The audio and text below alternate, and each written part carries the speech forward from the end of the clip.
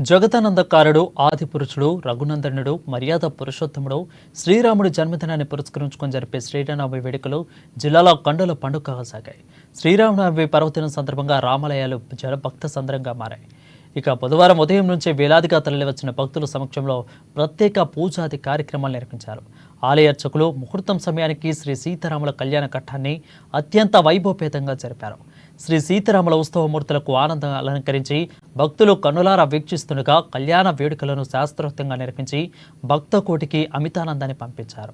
జై శ్రీరామ్ నినాదాలతో ఆలయాలు మారుమోకగా సనాతన సంస్కృతి సాంప్రదాయాలను ప్రతిబింబించేలా శ్రీరామనవమి వేడుకలు ఉత్సాహవంతమైన వాతావరణంలో జరుపుకున్నారు. రూరల్ మండలం లోకారి గ్రామంలో సీతారాముని కళ్యాణ మహోత్సవం ఘనంగా జరిపారు. బోరచ్ గ్రామంలో రామాలయంలోని నవమి వేడుకలు అద్భుతంగా నిర్వహించారు. వచ్చిన భక్తులకు తీర్థ ప్రసాదాలు వితరణతో పాటు మహాన్నదానం ఏర్పాటు చేశారు. అటు మండలంలోని పలు జిల్లాల్లో సీతారాముల కళ్యాణం వైభవంగా జరిగింది. పచ్చని పందిళ్లలో పుస్తవమూర్తులను మంగళ వాయిద్యాల నడుమ కళ్యాణం నిర్వహించారు.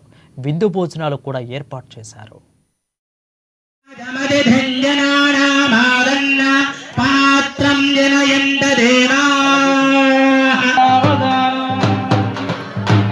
గంగా సింధు సరస్వతి యమునా